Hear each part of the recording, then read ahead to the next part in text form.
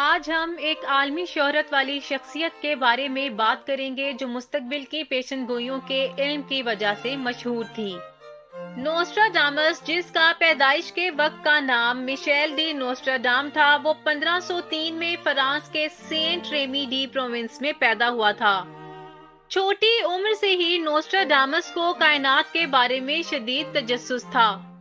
علم نجوم اور فلکیات میں اس کے مطالعے نے اس کی مستقبل کی پیشن گوئی کی طاقت کی بنیاد رکھی، جیسا کہ اس نے ستاروں کے اسرار اور انسانی امور پر ان کے ممکنہ اثرات کو دریافت کیا۔ اس نے پورے یورپ کا سفر کیا اور بحیثیت طبیب اور طاعون کے وقت بیماروں اور مصیبت زدوں کا علاج کرنے کی وجہ سے عزت پائی۔ اس افراتفری کے دوران اس کا ذہن مستقبل میں ہونے والے واقعات کے بارے میں سوچنے میں مسلسل مصروف رہا۔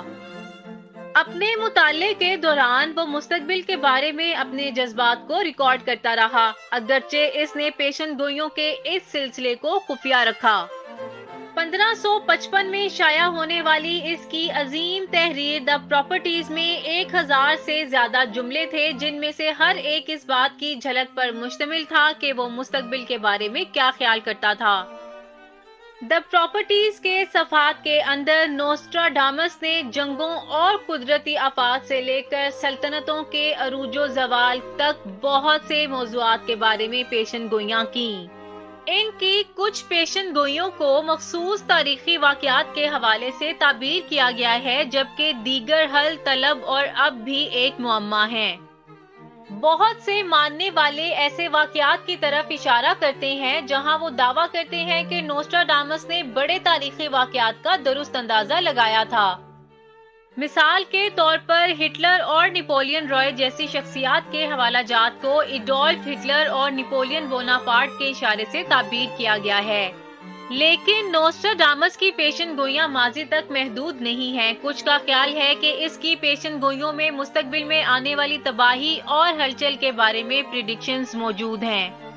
مزید برآں آسمان سے آگ اور عظیم سیلاب کے حوالہ جات اس کی دور اندیشی کی طاقت کے ثبوت کے طور پر پیش کیے جاتے ہیں۔ تاہم شک کرنے والوں کا کہنا ہے کہ نوسٹراڈامس کی بہت سی پیشن گوئیاں بہت مبہم ہیں۔ اس وجہ سے ان پیشن گوئیوں کی کئی طریقوں سے تشریح کی جا سکتی ہے اور ان کو مستقبل کی درست پیشن گوئی نہیں کہا جا سکتا۔ جو لوگ اس پر تنقید کرتے ہیں وہ اس کی پیشن گوئیوں کو زیادہ پڑھنے کی حمایت نہیں کرتے۔ ان ناقدین کا ماننا ہے کہ صرف اس کو پسند کرنے والے ہی نوسٹراڈامس کی تحریروں پر عمل کرتے ہیں۔ یہاں تک کہ اپنی زندگی کے آخری ایام تک وہ اپنی پیشن گوئیوں کے بارے میں بہت پر اعتماد تھا۔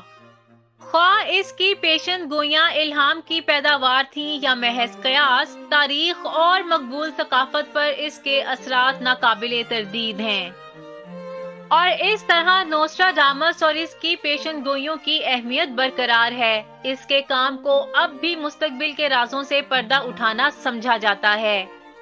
جیسا کہ ہم اس افسانوی ساحر کی پراسرار وراثت کو تلاش کرتے ہیں، ایک سوال باقی رہتا ہے: کیا اس کی پیشن گوئیاں محض اتفاق تھیں یا کسی بڑی سچائی کی جھلک؟ ہمیں اس سوال کا جواب شاید کبھی نہ ملے۔ مجھے امید ہے آپ کو یہ معلومات پسند آئی ہوں گی۔ دیکھنے کا شکریہ۔